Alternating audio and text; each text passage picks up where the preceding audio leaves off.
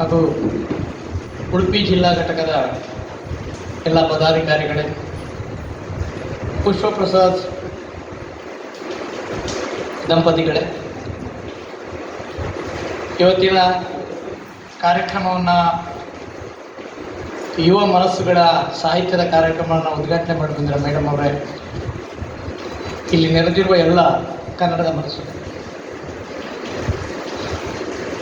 ಹೊಸಗೆಯ ಹೆಸರು ಪುಸ್ತಕವನ್ನು ನೋಡಿದ ತಕ್ಷಣ ನನಗೆ ಪ್ರಥಮ ಪದ್ಯದಲ್ಲೇ ಅವರು ಕೊಟ್ಟ ಮಾತು ಏಳಿ ಎದ್ದೇಳಿ ಕನ್ನಡಿಗರೇ ಅಂತ. ನಾವೆಲ್ಲ ಕರಾವಳಿ ಭಾಗದವರು 80ರ ದಶಕದಲ್ಲಿ ನಾವೆಲ್ಲ ಹೋರಾಟ ಕನ್ನಡ ಚಳುವಳಿಗೆ ಧುಮುಕಿದಾಗ, ಸಾಹಿತ್ಯದ ಕೆಲಸಕ್ಕೆ ಬಂದಾಗ ಬೆಂಕಿ ಬಿದ್ದಿದೆ ಮನೆಗೆ ಓ ಬೇಗ ಬನ್ನಿ ಅಂತ ಕೈಯಾರ ಕಿಂಜಣ್ಣರೆಯವರ ನೀವು ಮಾತುಗಳನ್ನು, ಸಾಲುಗಳನ್ನು ಓದಿರ್ಬೋದು, ನೀವು ಎಷ್ಟು ಜನ ಓದಿದ್ರೆ ಗೊತ್ತಿಲ್ಲ. ಆವಾಗ ಅವರೆಲ್ಲರೂ ಬರೀತಾರೆ, ಗಡಿಕಾಯೆ ನುಡಿಕಾಯೆ ಗುಡಿಕಾಯೆ. ಸಾಹಿತ್ಯದ ವಿದ್ಯಾರ್ಥಿಗಳಿದ್ರೆ ಇಲ್ಲಿ ಅರ್ಥ ಆಗೋದು ಯಾರಿಗೂ. ನಾನು ಸಾಹಿತ್ಯದ ವಿದ್ಯಾರ್ಥಿ ಅಲ್ಲ, ನಾನು ವೈದ್ಯಕೀಯ ಕ್ಷೇತ್ರದವನು. ಆದರೆ ಆ ರೀತಿಯ ಬರಹದ ಕಂಪು ಈ ನಾಡಿನ ಈ ಕರಾವಳಿ ಭಾಗದ ಒಂದು ಸೊಬಗಸು. ಹೊಸಗೆ ಅಂದರೆ ಬೇರೆ ಬೇರೆ ಅರ್ಥಗಳನ್ನು ಕೊಡುತ್ತೆ. ನಾನು BSc ಓದುವಾಗ ನಾನು ಸಹ ಒಬ್ಬ ಕನ್ನಡದ ವಿದ್ಯಾರ್ಥಿ. ಬಂಡರ್ಕರ್ಸ್ ಕಾಲೇಜಿನಲ್ಲಿ BScಯನ್ನು ಮುಗಿಸಿ ಮಣಿಪಾಲದಲ್ಲೇ MBBS ಮಾಡಿದವ ನಾನು. ಹಾಗಾಗಿ ಸಾಹಿತ್ಯದ ಒಂದಷ್ಟು ಹುಚ್ಚು. ಹೊಸಗೆ ಅಂದರೆ ಪ್ರೀತಿ ಅಥವಾ ಯಾವುದೇ ಒಂದು ಆಸೆ ಇಟ್ಟುಕೊಳ್ಳದೆ ಇನ್ನೊಬ್ಬರಿಗೆ ಕೊಡುವಂಥ ಕಾಣಿಕೆ, ಅದನ್ನು ಹೊಸಗೆ ಅಂತ ಹೇಳೋದು. ಹೊಸಗೆ ಅಂದರೆ ಇನ್ನೊಬ್ಬರ ಮನೆಗೆ ಹೋಗುವಾಗ, ಪ್ರತಿ ಸರ್ತಿ ಹೋಗುವಾಗ ನಾನೇನಾದರೂ ಕಾಣಿಕೆ, ಪ್ರೀತಿಯ ಕಾಣಿಕೆಯನ್ನು, ಪ್ರೀತಿಯ ವಸ್ತುವನ್ನು ತೆಗೆದುಕೊಂಡು ಹೋಗ್ತೇನೆ. ಅದರಿಂದ I am not expecting anything from them. ಪ್ರೀತಿಯಿಂದ ಕೊಡ್ತೇನೆ ಅನ್ನೋದು ಒಂಥರ ಹೊಸಗೆ ಅಂತ ಹೇಳಿ. ಅದಕ್ಕೆ ನೀವು ಆನಂದ ಹೇಳಿ, ಸಂತೋಷ ಹೇಳಿ, ನಿಸ್ವಾರ್ಥವಾಗಿ ಯಾವುದೇ ಆದಾಯ ನಿರೀಕ್ಷೆ ಇಲ್ಲದೆ ಕೊಡುವಂಥದ್ದು ಅಂತೇಳಿ, ಇದು ಸಾಹಿತ್ಯಕ್ಕೆ ಸೂಕ್ತವಾಗುವ ಒಂದು ಪದ. ಹೊಸಗೆಯ ದಿನಗಳು. ಹೊಸಗೆ ಅಂತ ಇನ್ನೊಂದು ರೀತಿಯಲ್ಲಿ ಪ್ರೀತಿ ಅಂತ ಅರ್ಥ. ಯಾಕಂದರೆ ಪುಷ್ಪ ಅವರು ನನಗೆ ಈಗ ಪರಿಚಯ ಅಲ್ಲ. ನಾನು ಒಂದು ಸಮುದಾಯದ ಸಂಘಟನೆಗಾಗಿ ಇಡೀ ರಾಜ್ಯವನ್ನು ಸಂಘಟಿಸಿ ಮಾಡಿದಾಗ, ಮಡಿಕೆ ಮಾಡುವ ಕುಂಬಾರರ ಮಡಿಕೆಯನ್ನು ಉಳಿಸಬೇಕು, ಪರಿಸರ ಉಳಿಸಬೇಕು, ಪ್ಲಾಸ್ಟಿಕ್ ತೆಗಿಬೇಕು ಅಂತ ಹೋರಾಟವನ್ನು ಸಂಯೋಜಿಸಿದಾಗ ನನಗೆ ಪರಿಚಯದವರು ಪುಷ್ಪ ಅವರ ಆಂಟಿ ಮುತ್ತಮ್ಮ ಅವರು.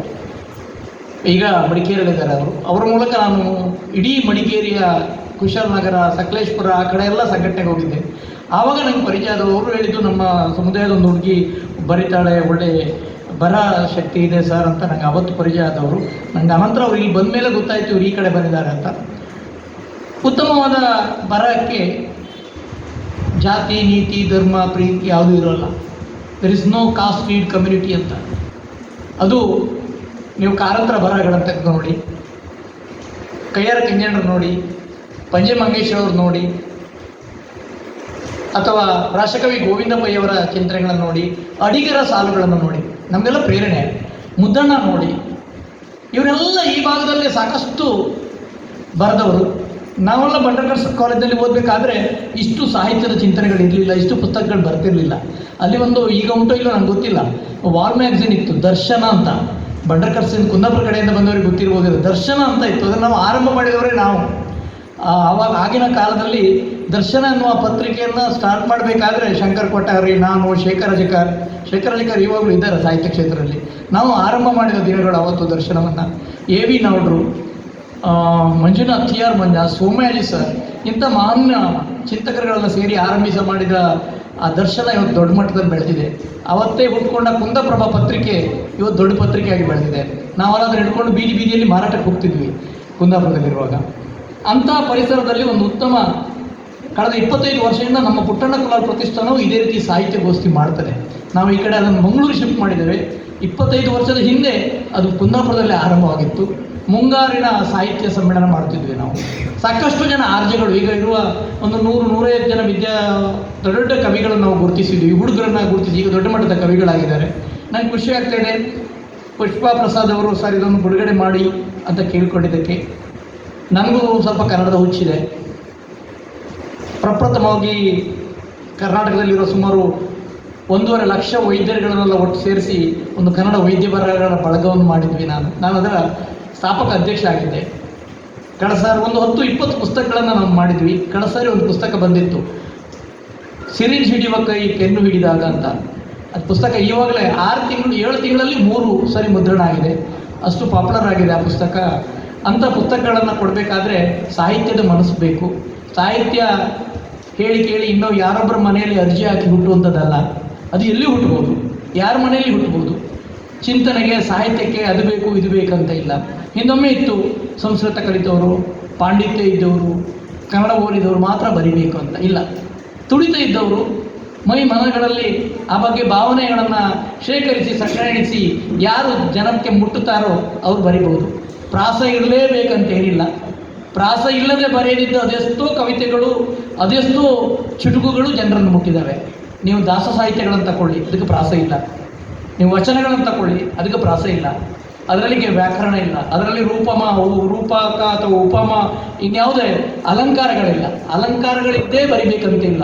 ಅದು 2ನೇ ಪಾದ, 3ನೇ ಪಾದ, 4ನೇ ಪಾದ ಅರ್ಥ ಬರಬೇಕು, ಹಾಗೆ ಬರಬೇಕು, ಸಾಲು ಬರಬೇಕು, ಏನಿಲ್ಲ.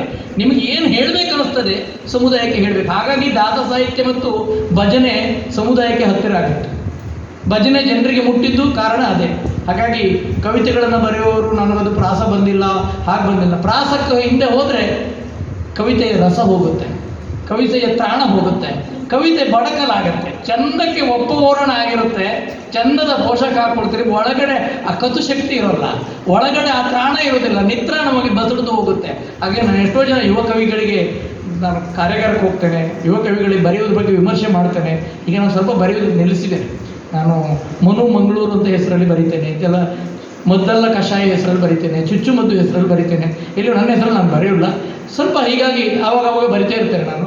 ಆದರೆ ಈಗ ನನಗೆ ಅನ್ನಿಸ್ತದೆ ಎಲ್ಲರೂ ಪ್ರಾಸದ ಹಿಂದೆ ಹೋಗಿ ತ್ರಾಸ ಮಾಡಿಕೊಂಡು ಕವಿತೆ ಬಡಕಲಾಗ್ತಾಯಿದೆ. ಅದಾಗಬಾರ್ದು. ಮತ್ತು ಕವಿತೆಯನ್ನು ಕಟ್ಟುವುದು ಅಲ್ಲವೇ ಅಲ್ಲ, ಕಥೆಯನ್ನು ಕಟ್ಟುವುದು. ಕವಿತೆ ಹುಟ್ಟಬೇಕು, ಅದು ಮನಸ್ಸಿನೊಳಗಿಂದ ಹುಟ್ಟಬೇಕು.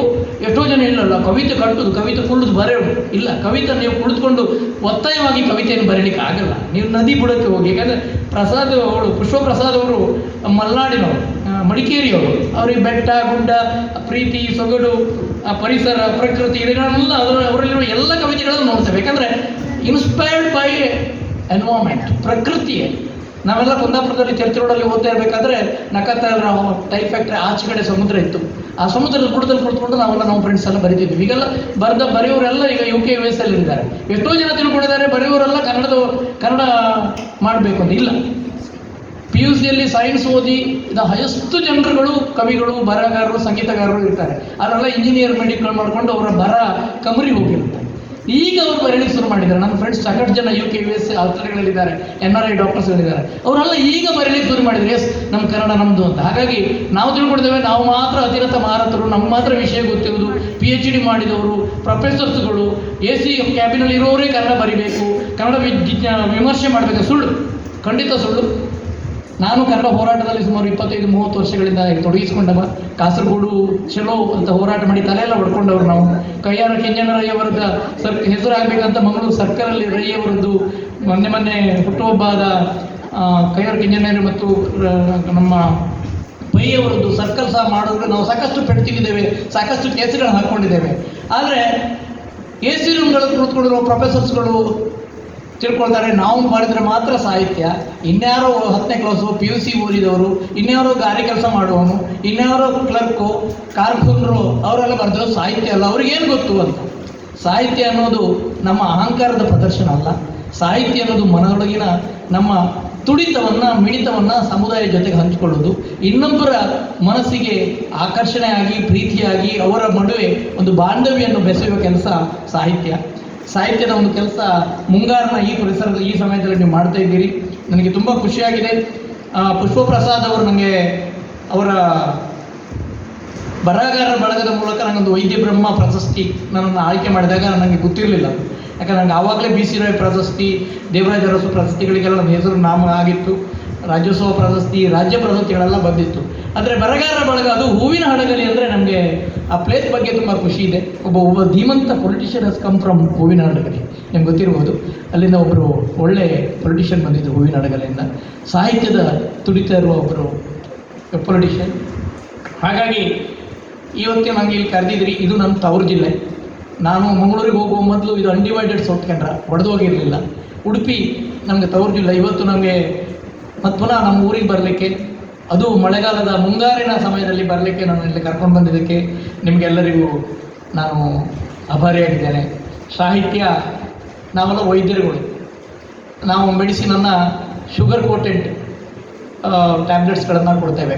ಒಳಗೆ ಕಹಿ ಇರುತ್ತೆ, ಹೊರಗೆ ಸಿಹಿ ಇರುತ್ತೆ. ಹಾಗಾಗಿ ಸಾಹಿತ್ಯ ಬರೆದಾಗಲೂ ಹಾಗೆ 10-15 ಸಾಲಲ್ಲಿ ನಾವು ಏನು ಬರಿತೇವೆ, ಪ್ರಥಮ ಸಾಲುಗಳಲ್ಲಿ ಏನಿದ್ದ ಚಿತ್ರಣ ಕೊನೆಯವರೆಗೂ ಉಳಿಸ್ಕೊಂಡು ಬರಬೇಕು. ಎಲ್ಲಿ 16 ಸಾಲಲ್ಲಿ 16 ರೀತಿಯ ಚಿತ್ರಣಗಳಿದ್ದರೆ ಅದು ಡೈಲ್ಯೂಟ್ ಆಗುತ್ತೆ, ಅದು ದುರ್ಬಲ ಆಗುತ್ತೆ. ಏನನ್ನು ಹೇಳಲಿಕ್ಕೆ ಹೊರಟಿದ್ರಿ ಕೊನೆಯ ಸಾಲುಗಳಲ್ಲಿ ಅದರ ಒಂದು ತಾರ್ಕಿಕವಾದ ಹಂತಕ್ಕೆ ಬರಬೇಕು, ಅದು ಸಾಹಿತ್ಯ ಅಂತ ಆಗುತ್ತೆ. ಯಾಕಂದರೆ ನಾನು ಇವಾಗ ಬರೆಯೋದು ನಿಲ್ಲಿಸಿದ್ದೇನೆ, ವಿಮರ್ಶೆ ಮಾಡೋ ಹತ್ರ ಹೋಗೋದ್ರಿಂದ ತುಂಬ ಸಾಹಿತ್ಯಗಳನ್ನು ವಿಮರ್ಶೆ ಮಾಡುವಾಗ ಅನ್ನಿಸ್ತದೆ, ಆರಂಭದ ಸಾಲಿನಲ್ಲಿ ಪ್ರೀತಿ ಪ್ರೇಮದ ಬಗ್ಗೆ ಆರಂಭವಾಗಿದ್ದು ಇನ್ನೊಮ್ಮೆ ಎಲ್ಲೋ ಒಂದು ಆತ್ಮಹತ್ಯೆ ಕಡೆಗೆ ಹೋಗುತ್ತೆ ಕೊನೆಯ ಸಾಲಗಳಲ್ಲಿ. ಅದು ಹೋಗಬಾರ್ದು. ಏನನ್ನು ಹೇಳಬೇಕೋ ಪ್ರಕೃತಿಯ ಬಗ್ಗೆ ಮಾತಾಡಲಿಕ್ಕೆ ಹೊರಟವರು ಪ್ರಕೃತಿಯಲ್ಲೇ ಇರಬೇಕು ವಿನ ಅದನ್ನು ಬಿಟ್ಟು ಇನ್ನೆಲ್ಲಿಗೋ ವಿಕೃತಿಯ ಕಡೆಗೆ ಹೋಗಬಾರ್ದು.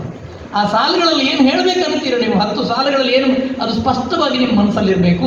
ಕೊನೆಯ ಸಾಲುಗಳಲ್ಲಿ ಆ ತುಡಿತ, ಆ ಮಿಡಿತ, ಆ ಅಚ್ಚುಕಟ್ಟಾಗಿ ಅರ್ಥ ಗಂಭೀರ್ಯದೊಂದಿಗೆ ಅದು ಬರಬೇಕು. ನಾವು ಪ್ರಾರ್ಥನೆ ಮಾಡಲಿಕ್ಕೆ ಹೊರಟ್ರೆ ಇದೆಲ್ಲ ಕಳೆದು ಹೋಗುತ್ತೆ, ಎಲ್ಲೆಲ್ಲೋ ಹೋಗಿಬಿಡ್ತೇವೆ. ಹಾಗಾಗಲೇ ಇರಲಿ. ಯುವಕರಿಗೆ ಈಗ ಮೋರ್ ಇಂಟು ನೀವು ವೆಸ್ಟರ್ನ್ ಕಂಟ್ರೀಸಿಗೆಲ್ಲ ಹೋದರೆ ನಾವು ಸೈಕಾಲಜಿಕಲಿ ಡಿಸ್ಟರ್ಬ್ ಜಾಸ್ತಿ ಆಗ್ತಿದ್ದೇವೆ, ಮನೋವೈದ್ಯಕ್ಕೆ ಜಾಸ್ತಿ ಒತ್ತಡ ಇದೆ, ಮಾನಸಿಕ ಕ್ಲೇಶಕ್ಕೆ ಒಳಗಾಗ್ತಿದ್ದೇವೆ, ಸೈಕಾಲಜಿಕಲ್ ಡಿಸ್ಟರ್ಬೆನ್ಸ್ ಆಗ್ತಿದ್ದೇವೆ. ಹಾಗಾಗಿ ವಾಟ್ ನೆಕ್ಸ್ಟ್? ಇಂಜಿನಿಯರ್ ಆದವರಿಗೆ ಇವಾಗಲೇ ನಮ್ಮ ತಂದೆ ತಾಯಿಗಳೆಲ್ಲ ರಿಟೈರ್ಡ್ ಆಗುವಾಗ ಅವರ ಅಕೌಂಟಲ್ಲಿ 20 ಲಕ್ಷ 30 ಲಕ್ಷ ಇರೋ ದೊಡ್ಡದು ಇರ್ತಿರಲಿಲ್ಲ, 5 ಲಕ್ಷ ಇರ್ಬೋದು. ಇವಾಗಲೇ ಇಂಜಿನಿಯರ್ಸ್ ಓದು ಮಕ್ಕಳಿಗೆ ಅಥವಾ ಸಾಫ್ಟ್ವೇರಲ್ಲಿ ಇರೋರಿಗೆ ಇವಾಗಲೇ ತಿಂಗಳಿಗೆ 5 ಲಕ್ಷ 10 ಲಕ್ಷ ಸಂಬಳ ಸಿಗುವಾಗ 25 ವರ್ಷ ಆಗುವಾಗ ಅಕೌಂಟಲ್ಲಿ 3 ಕೋಟಿ ಇರುವಾಗ ವಾಟ್ ನೆಕ್ಸ್ಟ್? ಇಷ್ಟೇ ಬದುಕು, ಏನೂ ಇಲ್ವಾ ಅಂತ. ಆವಾಗ ಜನಗಳು ಸಾಹಿತ್ಯದತ್ತ, ಪರಿಸರದತ್ತ, ಪ್ರಕೃತಿಯತ್ತ ಬರ್ತಾ ಇದ್ದಾರೆ. ಹಾಗಾಗಿ ಬದುಕಿ ಕೊನೆಯೇ ಬರೋದು. ನಾನು ಕೋವಿಡ್ ಬಂದಾಗ ನಾನೊಂದು ಮೆಡಿಕಲ್ ಕಾಲೇಜಲ್ಲಿ ಪ್ರೊಫೆಸರ್ ಆಗಿದ್ದೆ, 25 ವರ್ಷ ನಾನು ಪ್ರೊಫೆಸರ್ ಆಗಿದ್ದೆವ. ನನ್ನನ್ನು ಇಡೀ ರಾಜ್ಯದ ಶ್ರೇಷ್ಠ ಹಾಸ್ಪಿಟ್ಲ್ ವೆನ್ಲಾಕ್ ಹಾಸ್ಪಿಟ್ಲು, ಸುಮಾರು 175 ವರ್ಷದ ಹಾಸ್ಪಿಟ್ಲಿಗೆ ಕೋವಿಡ್ ಇನ್ಚಾರ್ಜ್ ಮಾಡಿದರು. ನಾನಲ್ಲಿ ಕಂಡುಕೊಂಡಿದ್ದು ಏನಂದರೆ, ಕೊನೆಯ ಗಳಿಗೆಯಲ್ಲಿ ಉಳಿದು ಎಲ್ಲವೂ ಆನ್ಲೈನ್ ಆಗಿತ್ತು. ಒಂದು ಕೃಷಿ, ಇನ್ನೊಂದು ಮೆಡಿಸಿನ್, ಇದೆರಡನ್ನು ಆನ್ಲೈನ್ ಮಾಡಲಿಕ್ಕೆ ಆಗಲ್ಲ. ಪರಿಸರ, ಪ್ರಕೃತಿ, ಆಕ್ಸಿಜನ್, ಇದನ್ನು ನಮಗೆ ಆನ್ಲೈನಲ್ಲೇ ಆಗೋದಿಲ್ಲ, ಆಫ್ಲೈನಲ್ಲೇ ಹೋಗಬೇಕು, ಹತ್ತಿರವೇ ಹೋಗಬೇಕು. ಪರಿಸರಕ್ಕೆ ಹತ್ತಿರವೇ ಹೋಗಬೇಕು, ಕೃಷಿಗೂ ಹತ್ತಿರ ಹೋಗಬೇಕು. ವೈದ್ಯರ ಹತ್ತಿರ ಹೋದರೆ ಮಾತ್ರ. ನಾವೀಗ ಆನ್ಲೈನ್ ಕನ್ಸಲ್ಟೇಷನ್ ಮಾಡ್ತೇವೆ, but there is no use. ಹಾಗಾಗಿ ಕೋವಿಡ್ ಬಂದ ಮೇಲೆ ಇಡೀ ಜಗತ್ತಿಗೆ ಗೊತ್ತಾಗಿದೆ, ನಾನು ನನ್ನದು ಎಂಬ ಅಹಂಕಾರ, ದರ್ಪ ಎಲ್ಲ ಒಳಿಸಿ ಹೋಗಿದೆ. ಅದಕ್ಕೆ ಬೆಲೆ ಇಲ್ಲ. ನಾವು ನಮ್ಮದು ಎನ್ನುವುದಕ್ಕೆ ದೊಡ್ಡ ಅರ್ಥ ಬಂದಿದೆ. ಪರಿಸರ, ಪ್ರಕೃತಿ ಎದುರು ನಾವು ಏನೂ ಅಲ್ಲ ಅನ್ನೋದು ಗೊತ್ತಾಗಿದೆ. ದೇವರುಗಳ ಎಲ್ಲ ಬಾಗಿಲು ಮುಚ್ಚಿದ್ವಿ. 1 ವರ್ಷ ಮಠ, ಮಂದಿರ, ಚರ್ಚ್ ಎಲ್ಲ ಮುಚ್ಚಿ ಹೋಗಿತ್ತು, ಯಾವುದೂ ಇರಲಿಲ್ಲ. ಜನಗಳೆಲ್ಲ ಪ್ರೇ ಮಾಡ್ತಾ ಇದ್ದದ್ದು ICU ಗೋಡೆಗೆ ಮಾತ್ರ, ಅಥವಾ ಪ್ರಕೃತಿಗೆ ಬಂದು. ಪುನಃ ನಾವು ಪ್ರಕೃತಿ ಹತ್ರ ಹೋಗ್ತಿದ್ದೇವೆ, ಸೂರ್ಯಚಂದ್ರರ ಹತ್ರ ಹೋಗ್ತಿದ್ದೇವೆ, ಗಾಳಿ ಹತ್ರ ಹೋಗ್ತಿದ್ದೇವೆ, ಬೆಂಕಿ ಹತ್ರ ಹೋಗ್ತಿದ್ದೇವೆ. ಹಾಗಾಗಿ ಸರ್ಕಲ್ ಮತ್ತೆ ಪುನಃ ರಿಪೀಟ್ ಆಗ್ತಾ ಇದೆ. ಪ್ರಕೃತಿಯೇ ದೇವರು. ಪ್ರಕೃತಿಯಲ್ಲಿ ಏನು ಕಾಣ್ತೇವೆ ಅದು ನಮ್ಮ ಬದುಕಿಗೆ ಜೀವಾಳ. ಅದ್ರ ಕಡೆ ನಾವು ಗಮನ ಕೊಡಬೇಕು. ಕೊನೆಯವರೆಗೆ ಉಳಿಯುವುದು ಈ ಮಣ್ಣು, ಗಾಳಿ, ನೀರು, ಬೆಂಕಿ ಮಾತ್ರ. ಇದು ಬಿಟ್ಟರು ನಿಮ್ಮ ಅಹಂಕಾರ, ದರ್ಪ, ದುಡ್ಡು, ದೌಲತ್ತು ಯಾವುದೂ ಉಳಿಯಲ್ಲ. ಗ್ರೇಡು, ಡಿಗ್ರಿ, ನನ್ನ ಹತ್ರ 8-10 ಡಿಗ್ರಿಗಳಿರ್ಬೋದು, ಅದು ಯಾವುದು ಬರೋಲ್ಲ. ಸಾಹಿತ್ಯದ ಮೂಲಕ ಮನಸ್ಸನ್ನು, ಮನವನ್ನು, ದೇಶವನ್ನು, ದೇಗುಲವನ್ನು ಕಟ್ಟುವ ಕೆಲಸ ಆಗಲಿ ಅಂಥೇಳಿ ನಿಮಗೆಲ್ಲರಿಗೂ ಇನ್ನೊಮ್ಮೆ ಪಡಮಾಡುತ್ತಾ, ಪುಷ್ಪಪ್ರಸಾದ್ ಮತ್ತು ಅವರ ದಂಪತಿಯವರು ಇಬ್ಬರು ನನ್ನ ಆತ್ಮೀಯರು, ಅವರಿಬ್ಬರಿಗೂ ದೇವರು ಒಳ್ಳೇದು ಮಾಡಲಿ. ಈ ಭಾಗದಲ್ಲಿ ಇನ್ನಷ್ಟು ಕನ್ನಡದ ಕಟ್ಟುವ ಕೆಲಸ ಆಗಲಿ. ಉಡುಪಿ ಅಂದರೆ ಕನ್ನಡದ ಕಟ್ಟಾಳುಗಳ ನಾಡು, ನಮ್ಮನ್ನೆಲ್ಲ ಕಿವಿ ಹಿಂಡಿ ಬೆಳೆಸಿದ ಕಾರಂತರ ಬೀಡು, ನಾವೆಲ್ಲ ಅವರ ಅನ್ವಯಗಳಾಗಿ ಬೆಳೆದವರು. ಇನ್ನಿಷ್ಟು ಸಾಹಿತ್ಯ ಸೇವೆ ಇಲ್ಲಿಂದ ಬರಲಿ. ಸಾಕಷ್ಟು ಜನ ಹಿರಿಯರು ಸಹ ಇಲ್ಲಿದ್ದಾರೆ, ಚಿಂತಕರುಗಳಿದ್ದಾರೆ. ಇಲ್ಲಿ ಕವಿತೆಯನ್ನು ಮಂಡಿಸಲಿಕ್ಕೆ ಸಾಕಷ್ಟು ಜನ ಯುವ ಕವಿಗಳು ಬಂದಿದ್ದಾರೆ. ದೇವರು ಒಳ್ಳೇದು ಮಾಡಲಿ. ಮೊನ್ನೆ ಸಹ ನಾವು ಆಕಾಶವಾಣಿಯಲ್ಲಿ 25ನೇ ವರ್ಷದ ಪುಟ್ಟಣ್ಣ ಕುಲಾಲ್ ಕವಿಗೋಷ್ಠಿ ಮಾಡಿದ್ವಿ. ಸುಮಾರು 3 ಜಿಲ್ಲೆಯ, ದಕ್ಷಿಣ ಕನ್ನಡ, ಉಡುಪಿ, ಕಾಸರಗೋಡು ಜಿಲ್ಲೆಯ ಸುಮಾರು 150 ಜನ ಯುವ ಕವಿಗಳು 30 ವರ್ಷದ ಒಳಗಿನವರು ಹಾಕಿದ್ರು. ನಮಗೆ ಅದನ್ನು ವಿಮರ್ಶೆ ಮಾಡುವಾಗ, ಅದನ್ನು ತಿದ್ದುವಾಗ ಗೊತ್ತಾಯಿತು, ಇನ್ನೂ ಸಹ ಯುವಕರಿಗೆ ಮಾರ್ಗದರ್ಶನ ಕೊಟ್ಟರೆ ಕಾರಂತ, ಕಯ್ಯಾರ, ಕುವೆಂಪು ಅಂತ ಉತ್ತಮ ಮಟ್ಟದ, ಶ್ರೇಷ್ಠ ಮಟ್ಟದ ಬರಹಗಾರರು ಬರ್ತಾರೆ ಅಂತ ನನ್ನ ಕಾಳಜಿ ಇದೆ. ಮತ್ತು ನೀವು ಈವಾಗಲೇ ದಯವಿಟ್ಟು ವಾಟ್ಸಪ್ಗಳಲ್ಲಿ ಮೊಬೈಲ್ಗಳಲ್ಲಿ ಬರೆಯೋದಕ್ಕಿಂತ ನೋಟ್ಬುಕ್ಗಳಲ್ಲಿ ಬರೆದಿಟ್ಕೊಳ್ಳಿ. ಅಕ್ಷರ ಸ್ಫುಟ ಆಗುತ್ತೆ ಮತ್ತು ಉಳಿಯುತ್ತೆ. ನೀವು ಇವತ್ತು ಬರೆದದ್ದನ್ನು ಇವತ್ತೇ ಪ್ರಕಟ ಮಾಡಬೇಡಿ. ನಾನು 35 ವರ್ಷ ಹಿಂದೆ ಬರೆದ ವಿಷಸರ್ಪ ಅನ್ನೋ ಒಂದು ಕವನವನ್ನು ತೆಗೆದು ನೋಡುವಾಗ ಈಗ ನಾನು ಅಷ್ಟು ನಿಕೃಷ್ಟವಾಗಿ ಬರೆದನ ಅಂತ ಬಿಡುತ್ತೆ. ನೀವು ಇವತ್ತು ಬರೆದಿಡಿ, 15 ದಿನ ಬಿಟ್ಟು ನೋಡಿ, 1 ತಿಂಗಳು ಬಿಟ್ಟು ನೋಡಿ, 3 ತಿಂಗಳು ಬಿಟ್ಟು ನೋಡಿ, 1 ವರ್ಷ ಬಿಟ್ಟು ನೋಡಿ, ಅದನ್ನು ಓದಿ ನೋಡಿ, ಇದು ನಾನು ಬರೆದದ್ದ, ಇದು ಸರಿಯಾ, ಈ ಶಬ್ದ ನನ್ನ ಪ್ರಯೋಗ ಸರಿಯಾ ತಪ್ಪ ಅಂತ. ಹಾಗಾಗಿ ನಿಮಗೆ ನೀವೇ ವಿಮರ್ಶಕರು, ಬೇರೆ ಯಾರನ್ನ ವಿಮರ್ಶೆಗೆ ಹೊಂದ್ಕೊಳ್ಬೇಡಿ. ತುಳಿತಕ್ಕಾಗಿ ಬರೆಯುತ್ತದೆ ಇತ್ತೆ ಯಾರೋ ಬರೆದು ಪಾಡೋಡೆ ಅದನ್ನು ಗಡಿಬಿಡಿ ಕವನ ಬರೆಯೋದು ಬೇಡ. ನಾವು ನೋಡ್ತಾ ಇರ್ತೇವೆ, ಕೆಲವೊಮ್ಮೆ ನಗಾಡ್ಬೇಕನ್ಸುತ್ತೆ, ಅದು ಬೇಡ. ಅದರಲ್ಲಿ ಮತ್ತೆ ಒಬ್ರಿಗೊಬ್ರಿಗೆ ಚುಚ್ಚುವ ಒಬ್ರಿಗೊಬ್ಬರ ಮೇಲೆ ಈರ್ಷೆ ಮಾಡುವ ಬರಹಗಳೆಲ್ಲ ಬರ್ತದೆ. ಅದೆಲ್ಲ ಪ್ರಯೋಜನ ಇಲ್ಲ. ದಯವಿಟ್ಟು ನೀವು ಬರೆದದ್ದನ್ನು ನೀವೇ ಓದಿ ನೋಡಿ. ನೀವು ಬರೆದದ್ದನ್ನು 4 ದಿನ ಬಿಟ್ಟು ನೀವು ನೋಡಿ, ಗೀಚಿ ಬರೀರಿ, ತಿದ್ದಿ ಬರೀರಿ, ನೋಟ್ಬುಕ್ಗಳು ಬರೆದಿಟ್ಕೊಳ್ಳಿ. ವಾಟ್ಸಪ್ಗಳಲ್ಲಿ ಮೊಬೈಲ್ಗಳಲ್ಲಿ ಇಟ್ಕೊಂಡ್ರೆ ಉಳಿಯೋಲ್ಲ ಅಂತ ಹೇಳ್ತಾ, ಕವಿ ಮನಸ್ಸು ಅದು ಶ್ರೇಷ್ಠ ಮನಸ್ಸು. ಆ ಮನಸ್ಸಿನಿಂದಲೇ ಪ್ರಪಂಚ ಇರೋದು. ಕವಿ ಮನಸ್ಸಿನಲ್ಲಿ ಏನೆಲ್ಲ ಕಲ್ಪನೆಗಳನ್ನು ಕಾಣ್ತಾನೆ ಅದಕ್ಕೆಲ್ಲರ ದೇವರ ಶ್ರೇಯಸ್ಸಿರುತ್ತೆ. ಹಾಗಾಗಿ ನೀವು ಇಲ್ಲಿ ಬರಲಿಕ್ಕೆ ಅವಕಾಶ ಮಾಡಿಕೊಟ್ಟ ಈ ಬಳಗಕ್ಕೆ ಮತ್ತೊಮ್ಮೆ ವಂದಿಸುತ್ತಾ ನನ್ನ ಮಾತನ್ನು ಮುಗಿಸ್ತೇನೆ. ವಂದನೆಗಳು.